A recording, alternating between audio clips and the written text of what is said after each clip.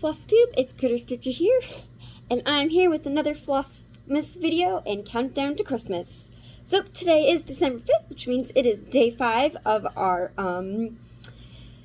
12 days of stitching. So yesterday I showed you that I was going to work on Season's Greetings by Meridian Designs. Just a reminder, this is what it's going to look like when it's done, and this is the progress I made yesterday. So as you can see, I started a little bit on the tree in the middle. And I do hope that maybe later in December I'll be able to pull this out again and work on it a little bit more. Alright, so that was day 4 of countdown of the 12 days of stitching. And today's pattern is Dasher from Hinson, which is part of the Crystal Reindeer series. So this is what it's going to look like when it's done. And then on the back, this is the series I'm working on. So there actually is Rudolph as well, and there's a sleigh too, which I have done, but haven't shown on here. Anyways, I've been working on this guy for a little bit since December hit, because he's also my 24/7 project as well, so I try to work on him for at least 30 minutes. Usually ends up being a little bit more. About an hour usually is average. I usually end up doing 32 an hour because I lose track of time. But today I'll be working on him and hoping to get some more of the letters down here which spell out Dancer. Not Dancer, Dasher. Anyways, so that's today's 12 days of Christmas project. And now we have shall we move on to the Advent / countdown to Christmas calendars. Alrighty, so first up we're going to have our Mickey and Minnie Disney Advent calendar from my brother, and I actually just noticed on the top it says Williams and Simona. So I think that's where my brother purchased this from. That is a high-end cookware store. I know they have like classes and cookware products. Yeah, so that's pretty cool. So this came from my brother. Alright, so here we go. We have day 5. And what do we have? Ooh, what are these? Looks like we got some little wrapped candies. Not sure what's in these, but we'll have to try them. Alright, so those are fun. I like the colors. They're very Christmassy. Alrighty. So that's that. And next we have our Black Needle Society. And this is today's. It is day 5, and it's these really fun stockings. I really, as I've mentioned probably in every other video, I really like their packaging this year. It's very fun, and it's kind of nostalgic feeling. But this one's very fun. Alright, let's see what it is.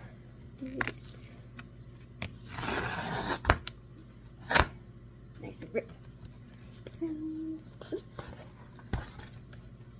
Looks like, oh my goodness. That is so cute. It's an adorable little Christmas pattern. Oh, it's sugar and spice and everything nice from Artith Designs. Oh, wow. Oh, I love this. Oh, it's so cute. I love the colors of it. It's very, like, pink Christmas. I like the pink. I do enjoy a pink, like a pastel pink, Christmas color pattern. But yeah, so that's that. Oh, so cute. Might have to start that soon, actually. We'll see. Hello, so I just finished filming the video, and I just realized I forgot to read the little blurb about the pattern. So, Advent pattern number 1, Artist Designs. This adorable pattern has us in the mood for some holiday baking. How about you? Alright, and next is the present from my husband. So today's was this t-shirt. And it says, that's what I do. I cross-stitch and I know things. I feel like this might be a Game of Thrones reference, but because that is a Game of Thrones pattern. The text of the font of Game of Thrones. Alrighty, so those are all of our Advent countdown to Christmas calendars. So next we're going to have our animal of the day, our Christmas winter animal of the day. So today's Christmas winter animal of the day is the walrus. So I will insert a picture of a walrus here. Despite their large and intimidating tusks, I find walruses to be very cute. Anyways, so walruses live in the North Pole, so also known as the Arctic Ocean and the subarctic region. So way up north where the water's cold and ice is strong. So they, as I've mentioned, they are a very large mammal, marine mammal. And the adult males can get up to 4,400 pounds, but the average walrus usually weighs about 1,800 to 3,700 pounds.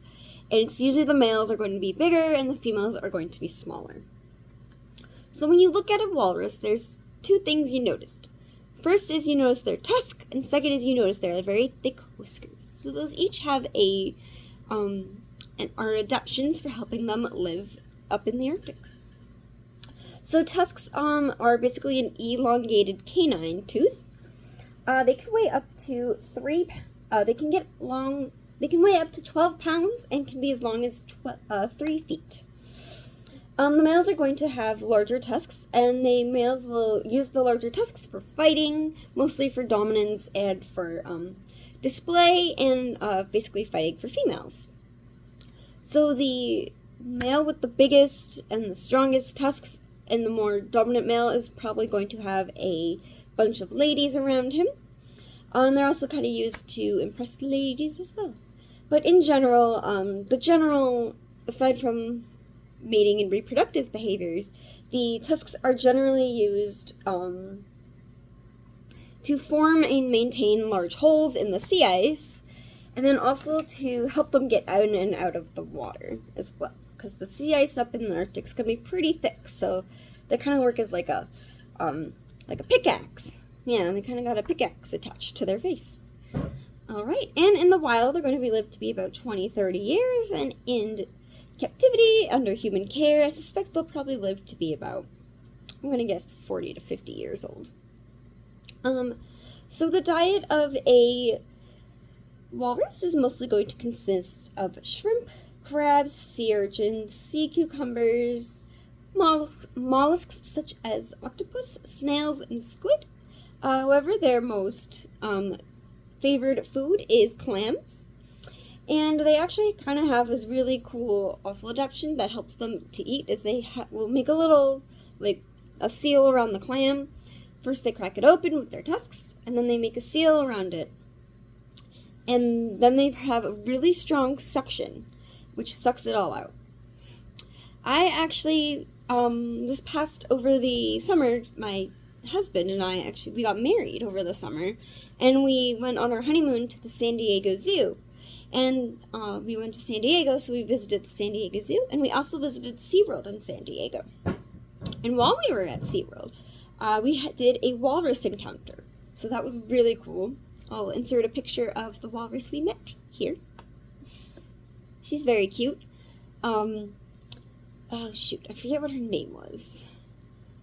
Anyways, very cute. But yeah, we actually got to experience that section where we held up our knuckles up to her mouth, and she sucked in and gave us a kiss. It was very cool. Okay. Girl. Very nice. It was just all around a really cool experience. If you ever go to, you're on a vacation and I always suggest going to the zoo and doing an encounter there.